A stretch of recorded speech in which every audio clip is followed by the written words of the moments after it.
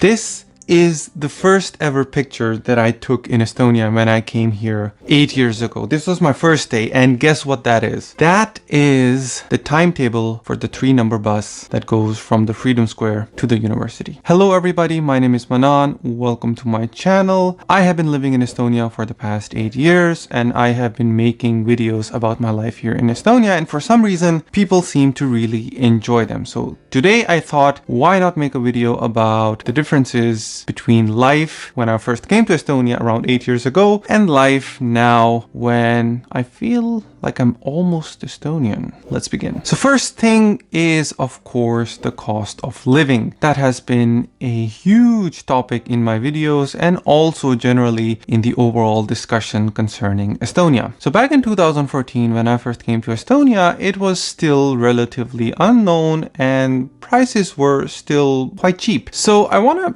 give the idea of the cost of living by these two statistics. The first one is the purchasing power. So in 2014, 100 euros are comparable to 149 euros today. So you roughly need 50 euros more if you want to buy the same things that I could buy 8 years ago with 100 euros. So that is one thing. And the other thing is that the consumer price index is a measure of a general basic items of a general basket, which is used to understand how much the consumer prices have changed in the country. In 2014, when I first came to Estonia, the consumer price index was roughly around 200, and in 2023 it's roughly touching about 300. We have seen a severe shoot upwards in the last 3 to 4 years. So prices in Estonia have really been increasing. You can feel that in the rents, you can feel that in the groceries, you can feel that in the general items. And I have talked to a lot of other expats here as well who feel that Estonia has suddenly become more expensive as compared to the wages that it offers. But that is a topic I will take for another video. Point number 2, Estonian people. Well, I have seen a huge shift in the perception of Estonian people. Like, for example, when I first came to Estonia, I was one of the very few foreigners living in this neighborhood of Kalamai. I mean, outside of the university or outside of the really old town, you didn't see many foreigners, people like me, people with different color. And everywhere I went, I was used to being stared at. Like, people were very curious and people would look at me as if, you know, I'm somebody from the outside. And that feeling and that stares continued for many years. I think it's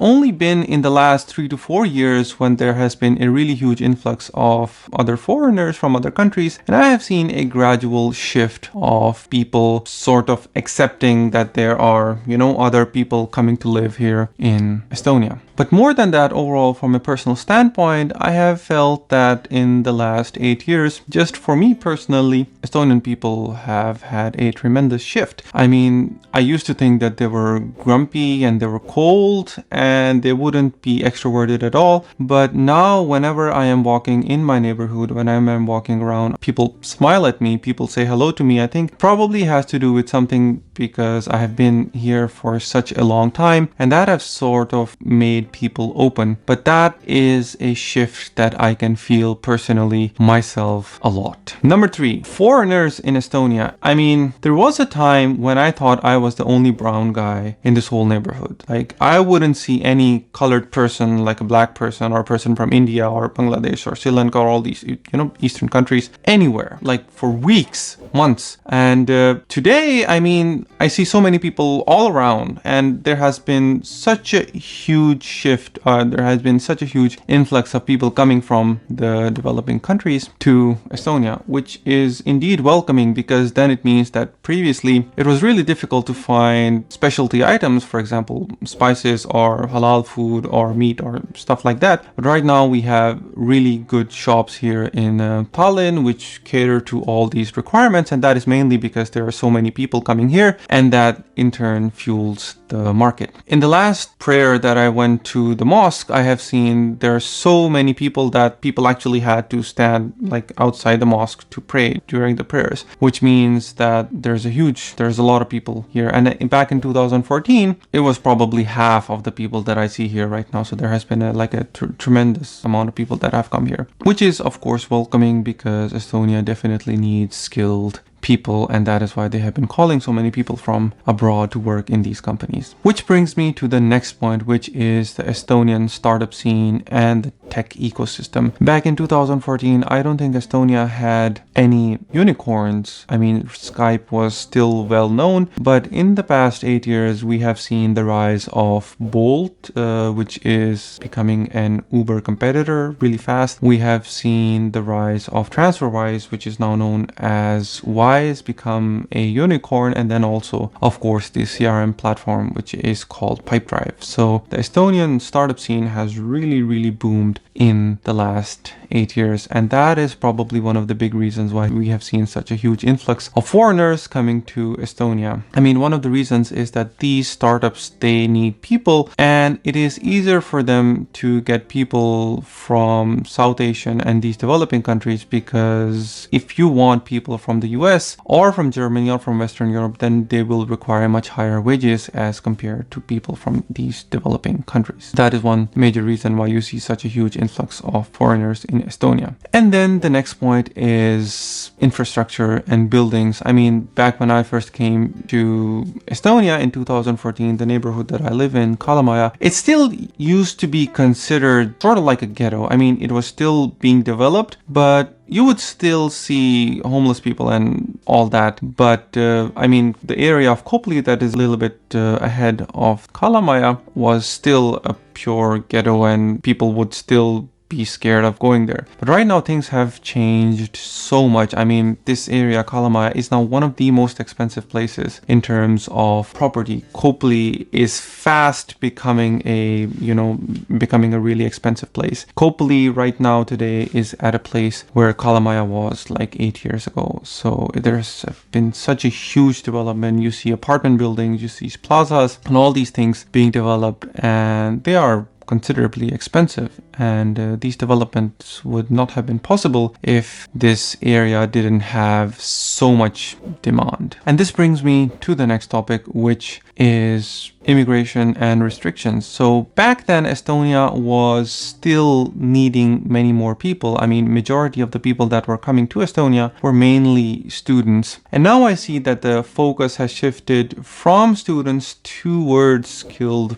professionals. I mean, back then students hardly had any tuition fees, but now we do have tuition fees. Back then students were allowed to bring their family, but now students are allowed to bring their family only in very certain cases. And mainly right now, the major influx that you see from people coming to Estonia is the highly skilled workforce. People from IT, people from tech, all these people who would work or who work in the startup sector, and also many other companies as well who are recruiting people from all over the world, particularly from the developing countries. And the final point that I have today is, of course, the public perception of Estonia from back in 2014 till now. Back when I first came to Estonia, it was still very unknown. I remember that my mom for many years would actually tell people that I am either in Sweden or I'm in Finland, because telling people about Estonia meant that we had to explain in some way that, this is Russia, and then this is Sweden, and then this is Finland, and then Estonia is somewhere in between. But now people are a lot more familiar with Estonia, I think thanks to the Estonian marketing, which has been going on for such a long time, but also because there has been, as I mentioned before, a lot of influx of people coming to Estonia from the developing countries, particularly for work in the startup sector. So that has fast become a destination. Back in 2014, Estonia had this image in the Western perception as a utopia, like a tech startup hub, which was budding and which was,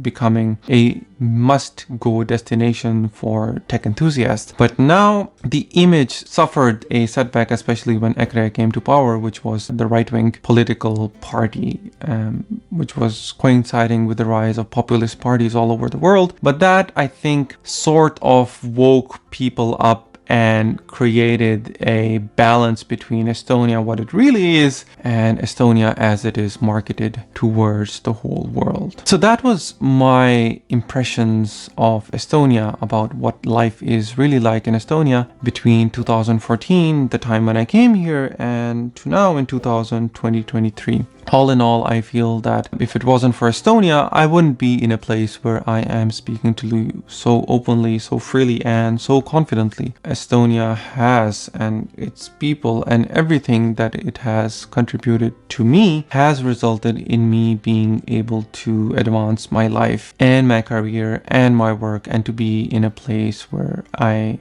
can call this place my home. So thank you for watching, and I hope to see you in the next one. Bye bye.